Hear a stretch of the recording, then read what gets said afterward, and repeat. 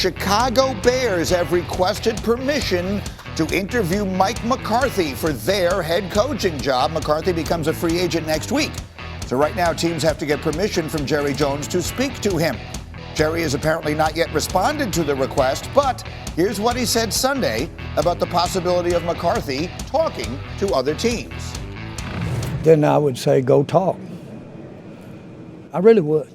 Go talk. So it sounds like I just let Zeke do that. Gotcha.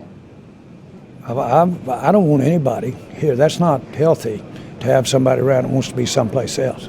Really, it's not. Oh, what are we doing here, people? Wow. Did he just say it's not healthy? People don't want to be here. You haven't told him you want him there. Right. That's a big problem. You are the one in authority. You have the ability. You've known this for 6 weeks. You ain't in the playoffs, but this ain't a surprise. Oh, man, disappointed this game this week. No, we've known, and you're saying if somebody doesn't want to be here, he has never said that. You have been the one who has kept him from not being able to say it. That's craziness. That's craziness. There are some unique people, special people in every organization. One of them is your quarterback. The other is your head coach. He treats both of them like they're expendable. If you want this man to be your coach, extend him. You don't want him to be your coach, don't let him go meet with other people. This is absurd. I could understand it's justifiable if you don't want to be your coach. Cut him loose. Yeah. What is this limbo, this purgatory that we hanging in like, I don't know, go talk to him then. This is Jerry negotiating. This is awful, man. How many times have we had this conversation? He likes to do it in public.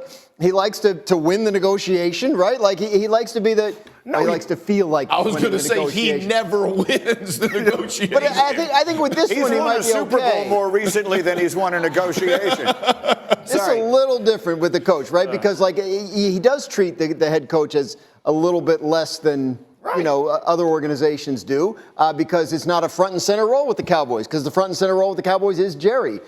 So what we have is Mike McCarthy on an expiring contract. He has not yet, as far as we know, received an offer from the Cowboys. He also hasn't received an offer from the Bears. It's a request to interview him, right? Yeah. So I think Jerry knows he has some leverage here because, like, there's a chance that Mike McCarthy does not get other offers and that the best offer is the one that Jerry will ultimately give him. The question is, what will that be and when will it come? So when you have to work with someone, having the most leverage is not always the most important thing. And I think by Jerry trying to win these negotiations with both Dak Prescott and Mike McCarthy and create leverage, he's making his team worse. Yes. So right now, he's spent much of Mike McCarthy's tenure there undercutting Mike McCarthy's authority. Right now, all he is doing is continuing to deteriorate whatever respect that organization, whatever respect that the players have for him by treating him like, I don't care. He said, we let Zeke go do the same thing. Yeah. No disrespect to the backup running back, but he's not the head damn coach of the team. Right. So, yeah, you can let players go and shop around. You can't let your quarterback do that, but you could let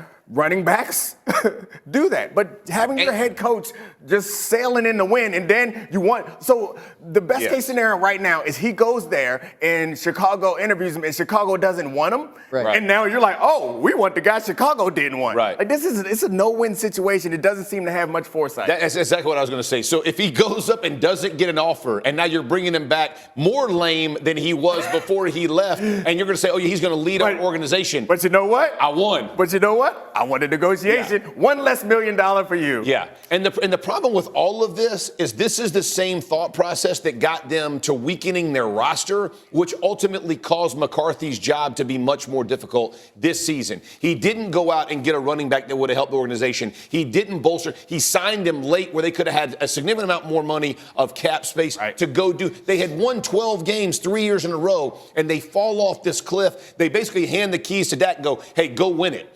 That's not how NFL teams succeed, and he's making it so much more difficult. So look at the way some of these other franchises have handled these situations. Whether you agree with the decisions or not, and we're going to get to them a little bit later, John Mara came out and said, I'm keeping my guys, I believe in them. Even though people are flying planes over my stadium, I believe in them, I'm keeping them. The Dolphins came out, I'm keeping my guys. The Colts came out, I'm keeping my guys. Yeah. Jerry Jones, if he wants to talk, wants to talk, let him talk. He'll talk to them, then he'll come back and talk to me. Like, how can you not have made up your mind on this already? It doesn't make any sense at all. One of the key questions here is how desperate are the Cowboys and how desperate should they be to keep Mike McCarthy as their head coach? Like, could they do better?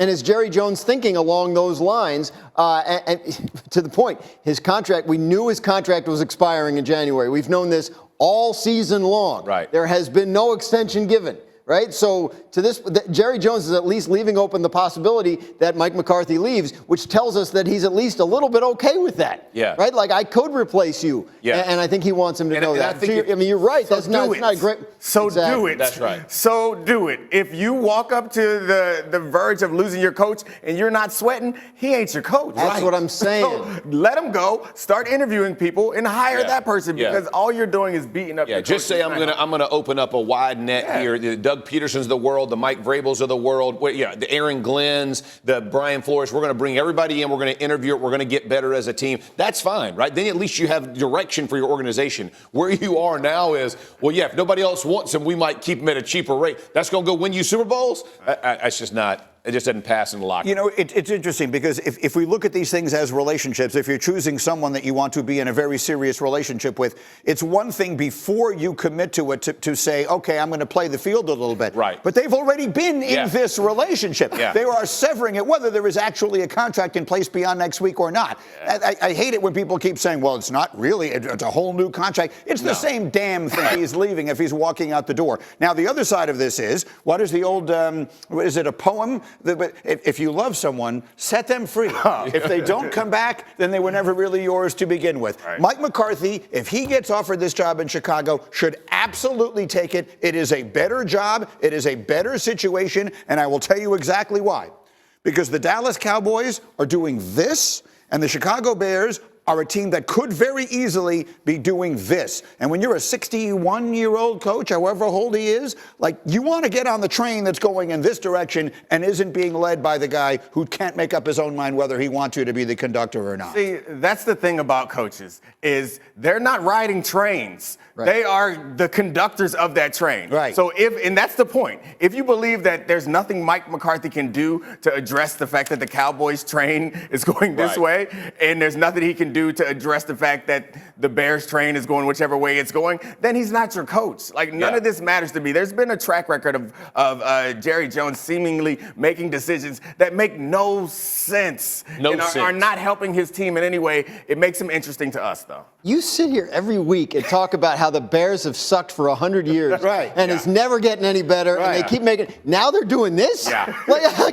They could. They could. They won. The Cowboys just had like their second losing season in the last 10 years. Like, I don't think there's like a screaming billboard that says the Chicago job is better than the Dallas job. I also don't understand how all of a sudden Mike McCarthy has choices. Like, he's not been offered the Bears job. He hasn't actually been offered the Cowboys job. And it's possible he never gets offered either of them.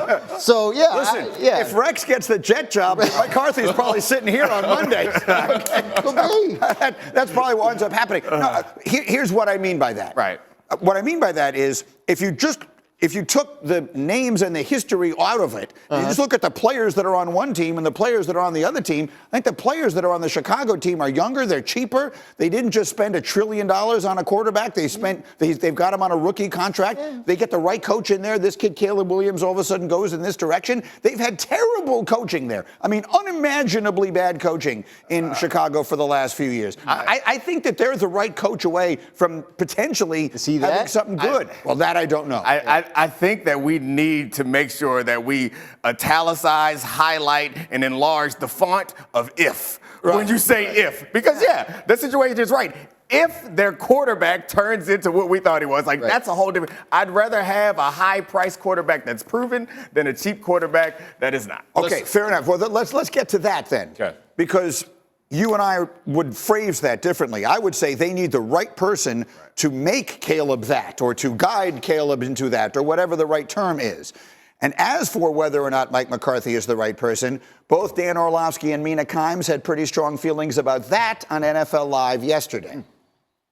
Mike McCarthy's scheme, as presently constructed, is so far behind 2024 football. If you want to hire Mike McCarthy because you like his organizational skills and his leadership skills and his ability to relate to his players, have at it. But he better come with a new age offensive system and a new age offensive coordinator. I just don't know how you can watch the Cowboys offense this year and feel good about that offense for your young quarterback, especially because the most important thing for the Chicago Bears, the only thing, you have to make Caleb's life easier. And whenever I watch the Cowboys, I did not think this makes the quarterback's life easier.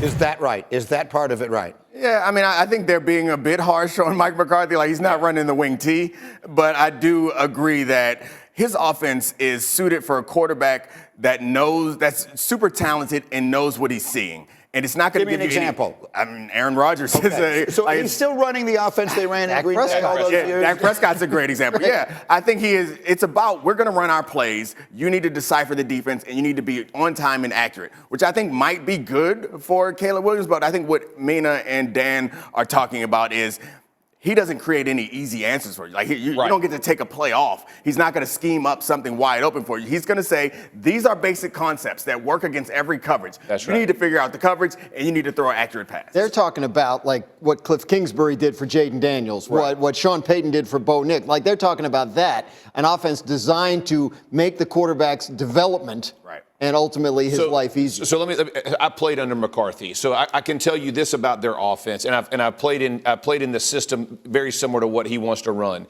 He's trying to get all the decisions to be made before the snap.